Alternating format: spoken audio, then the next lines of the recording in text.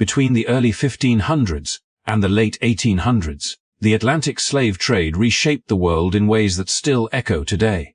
Over the course of nearly 4 centuries, an estimated 10 to 12 million Africans were forcibly taken from their homelands and transported across the Atlantic Ocean to the Americas. For many, the journey itself known as the Middle Passage's a point of no return. As many as 1 in 4 never survived the voyage. Those who did arrived in an unfamiliar world where their names, cultures, families, and freedoms were systematically erased. This is not just a story about ships and numbers. It is a story about people, farmers, craftsmen, parents, musicians, leaders whose lives were uprooted to fuel an economic system that helped build the modern world. The wealth of empires, the rise of global trade, and the foundations of modern capitalism are deeply tied to this forced movement of human beings. Yet, in many classrooms, this history is reduced to a few paragraphs, stripped of its full scale, complexity, and human cost. What schools often fail to explain is how carefully organized this system was, who benefited from it, and how deeply it altered Africa, the Americas, and Europe alike. They rarely explore the everyday realities of the journey, the global networks that sustained it, or the long-term consequences that continue to shape societies today. In this video, we will go beyond simplified narratives and uncover the realities behind the Atlantic slave trade, facts, perspectives, and connections that are often left out of standard history lessons. If you believe history should be told honestly and completely, take a moment to like this video and subscribe to the channel. Your support helps keep these important stories visible and ensures that voices from the past are not forgotten. Now, let's begin where it all started. As the Atlantic world began to take shape, European ambitions expanded far beyond exploration. What started as voyages of discovery quickly transformed into vast colonial projects that demanded an enormous and constant supply of labor. In the early years of colonization, European powers attempted to meet this demand by forcing indigenous populations in the Americas to work in mines, plantations, and construction sites, but these efforts soon collapsed. Entire communities were devastated by unfamiliar diseases, brutal working conditions, and violent displacement. Within a few generations, the population decline was so severe that the colonial system itself was at risk of failure. Faced with this crisis, European colonizers searched for a new solution that would sustain their growing empires and protect the flow of wealth back across the Atlantic. Their attention turned increasingly toward Africa, a continent they had already begun to map, trade with, and exploit along its coasts. This shift was not driven by ignorance of African societies, but by calculated economic decisions. Africans were seen not as individuals with histories and identities, but as a workforce that could be controlled, transported, and replaced. In the logic of empire, labor had become a commodity, and human lives were absorbed into the machinery of profit. Yet the people taken from Africa were never the blank figures colonial records later reduced them to. They came from complex societies with systems of governance, trade networks, and cultural traditions developed over centuries. Many were experienced farmers who understood soil, seasons, and crops. Others were metalworkers, traders, musicians, soldiers, and spiritual leaders. They were parents raising children, elders guiding communities, and young people with futures shaped by family and tradition. When they were captured, this entire world was torn away in an instant. Upon entering the slave trade system, these individuals were deliberately stripped of everything that connected them to their past. Names were replaced, languages suppressed, systems asked, and social bonds broken apart. People from different regions were intentionally mixed together to weaken communication and resistance.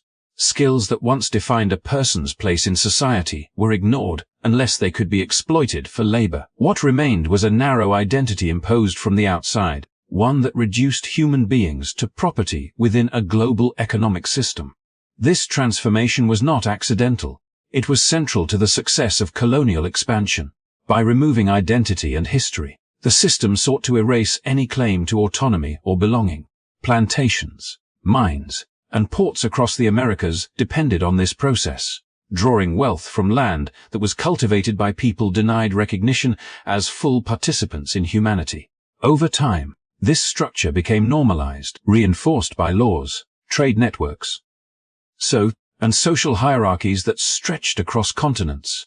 The reliance on enslaved Africans reshaped the Atlantic world in lasting ways. European cities flourished from goods produced thousands of miles away, while African regions suffered demographic loss and social disruption that would echo for generations. In the Americas, new societies emerged, built on forced labor and rigid racial divisions that defined opportunity and power. These outcomes were not side effects of colonization. They were its foundation. Understanding this shift from indigenous labor to African enslavement reveals how deeply connected colonization, Nagai, economic ambition, and human exploitation truly were. It also challenges the idea that history unfolded naturally or inevitably. Instead, it shows a series of deliberate choices made in pursuit of wealth and dominance, choices that reshaped millions of lives and continue to influence the world we live in today. As the demand for labor intensified and the forced removal of Africans became increasingly systematic, a vast commercial structure emerged to sustain this new Atlantic world. It was not a single route or a simple exchange, but a continuous circulation of ships, goods, and human lives that bound 3 continents together. This structure later became known as the triangular trade, and it formed the economic backbone of European expansion for centuries. From European ports, ships departed loaded with manufactured goods, textiles, metal tools, firearms, and other commodities produced in growing industrial centers. These items were not merely traded. They were instruments that reshaped power across distant lands. Along the African coast, European traders exchanged these goods for human captives, drawing on networks that had been destabilized by warfare, political rivalries, commitments, and economic pressure.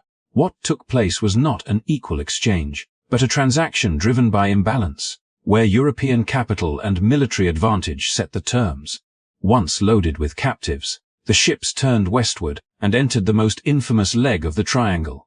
The ocean crossing transformed people into cargo within a carefully calculated system. Every space below deck was measured, every ration minimized, every movement regulated to protect financial investment rather than human dignity. Survival itself became part of the business model, as captives who endured the voyage were expected to generate profit upon arrival. The Atlantic Ocean, vast and indifferent, became the corridor through which suffering was converted into wealth. In the Americas, the cycle continued. Survivors were forced into labor on plantations and in mines that produced sugar, tobacco, coffee, cotton, and other raw materials in enormous quantities. These goods reshaped diets, habits, and industries across Europe, turning once luxury items into everyday commodities. Entire economies grew dependent on this flow, and the labor that sustained it remained hidden behind the polished surfaces of markets and city streets thousands of miles away. The final leg of the triangle carried these raw materials back to Europe, where they were processed, sold, and reinvested. So here, profits fueled further industrial growth, expanded shipping fleets, and strengthened financial institutions, banks, insurance companies, and trading houses flourished, many of them directly tied to the Atlantic trade. Wealth accumulated in European capitals, while the true cost of that prosperity remained distant, dispersed across oceans and continents. What made the triangular trade so powerful was its self-reinforcing nature. Each journey financed the next. Demand in Europe encouraged expansion in the Americas, which in turn increased the demand for labor from Africa. Over time, this cycle became normalized, embedded in laws, customs, and economic theory. It was no longer seen as a temporary arrangement, but as the natural order of global commerce. Yet beneath this appearance of efficiency lay a profound imbalance. Africa lost millions of people during its most productive years, weakening societies and altering political structures. The Americas were shaped by systems of forced labor that left deep social divisions. Europe rose in wealth and influence, its growth accelerated by resources and labor extracted from elsewhere. The triangular trade did not merely connect continents, it bound them together in a hierarchy that defined power and opportunity. By understanding this system, the story of the Atlantic world becomes clearer. The trade routes were not abstract lines on a map, but pathways through which human lives were transformed into economic value. This network laid critical foundations for early capitalism and global inequality, consequences that did not end with the closing of the trade routes, but continued long after the ships stopped sailing. As ships departed from the African coast, carrying captives bound in chains, the reality of the Middle Passage began in ways that few on either side of the Atlantic could fully comprehend. Below deck, human beings were packed into spaces so tight that movement was nearly impossible. Men, women, and children were forced to lie shoulder to shoulder, their bodies pressed together in conditions designed to maximize capacity rather than preserve life. The air was thick with the stench of sweat, human waste, and the unrelenting humidity of the hold, a suffocating mixture that made breathing laborious and constant. Sunlight was a distant memory for those below, and many had not seen the open sky for days, weeks, or even months, their senses confined to darkness, the smell of decay, and the murmurs of terrified companions. Hunger and thirst were constant companions on these journeys. Daily rations were meager, barely sufficient to sustain life, often consisting of coarse grains or beans that were unfamiliar and difficult to digest after the trauma of capture and forced marches to the coast. Water was rationed with the precision of trade calculations, limited to mere ounces per day, barely enough to stave off dehydration. In these conditions, disease spread rapidly. Dysentery, smallpox, and scurvy thrived in the overcrowded holds, claiming lives with frightening speed. Those who fell ill had little hope of care. There were no healers, only the indifferent routine of the voyage, where survival was measured by the ability to endure suffering and maintain the value of one's labor once landed. Violence was not only structural but deliberate. Crew members enforced discipline with brutal measures, whipping, striking, and restraining captives who resisted or became ill. Sexual abuse was a hidden, horrifying reality, with captives, particularly women and girls, subjected to assaults that left both physical and psychological scars. Revolts did occasionally occur, acts of courage and desperation, but the combination of chains, armed crew, and the unpredictability of the ocean often meant that such attempts ended in further punishment or death. Even the crew faced peril. Mortality among sailors was high, sometimes reaching 20%, as the same diseases and harsh conditions that claimed the captives also affected those who managed the ships. The psychological torment was profound and unrelenting. Families were separated, siblings torn apart, parents stripped of children, husbands from wives, individuals from the communities that defined their lives. Names, languages, and customs became tools of memory they could scarcely hold on to, as each day reinforced the certainty of their forced displacement and the impossibility of return.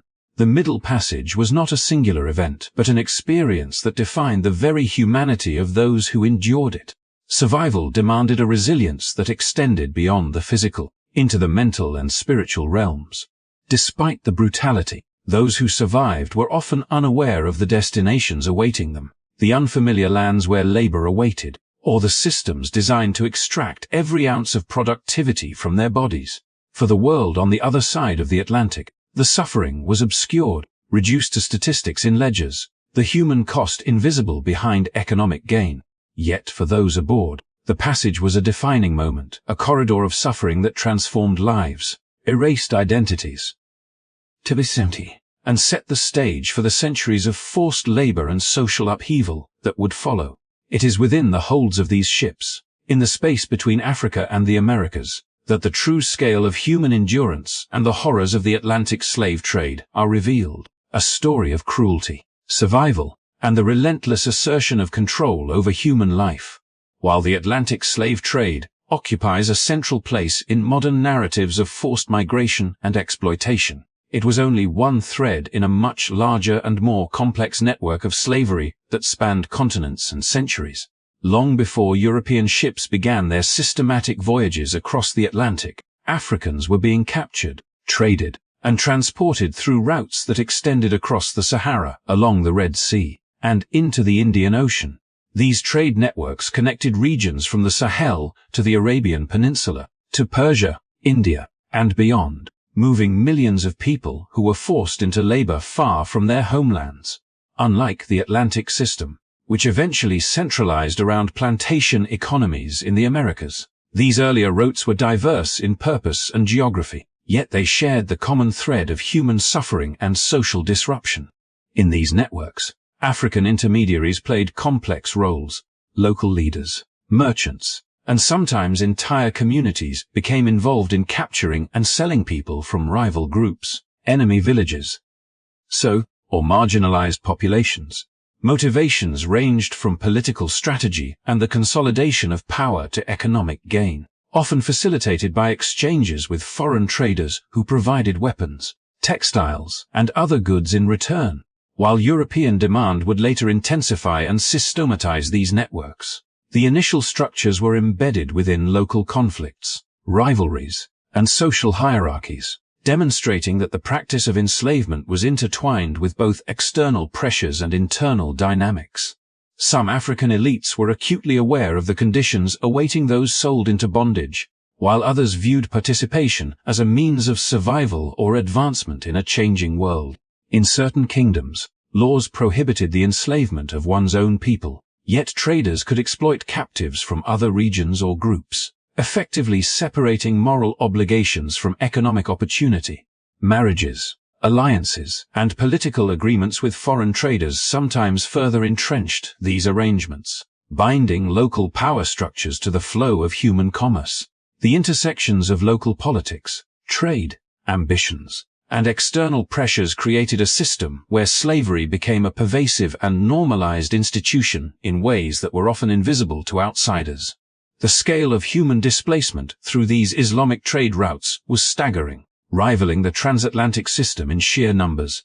Over centuries, millions of Africans were carried away to labor in distant lands, their lives disrupted, identities erased, and communities weakened or destroyed.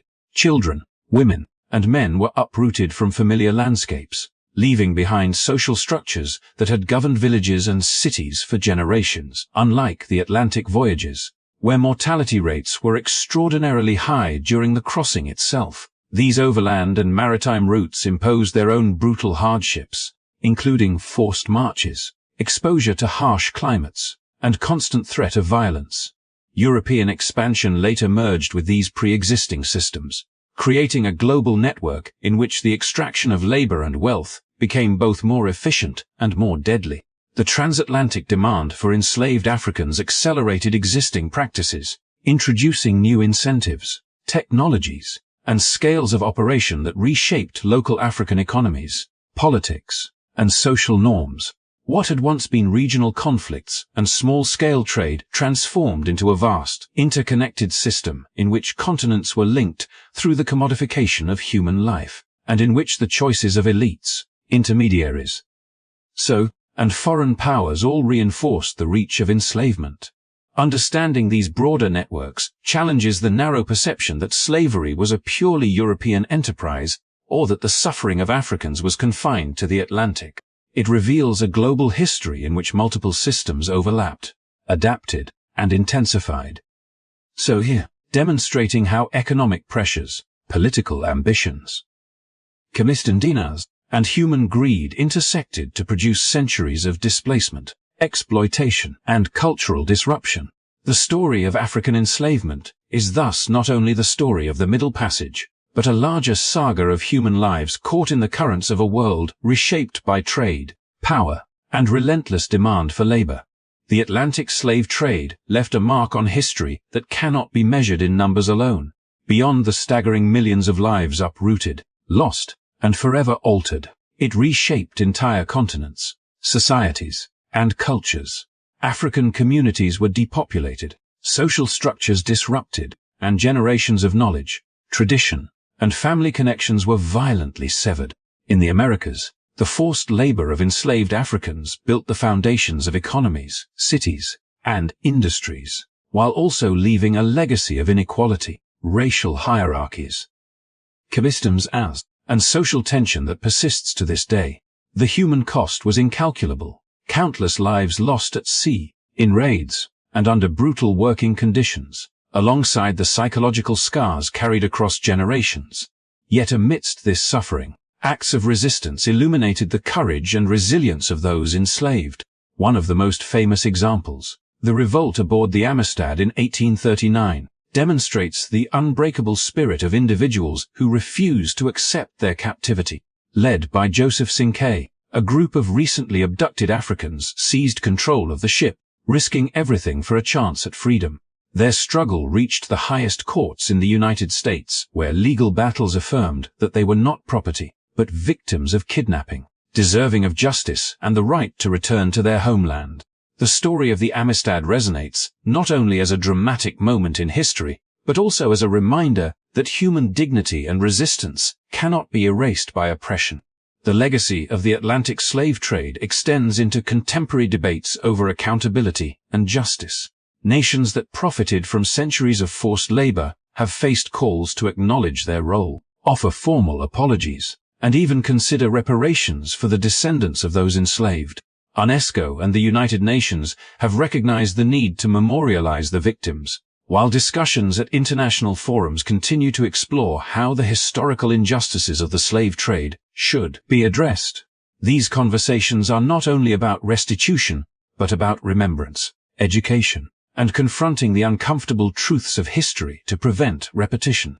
As we reflect on this history, it becomes clear that the story of the Atlantic slave trade is not confined to the past.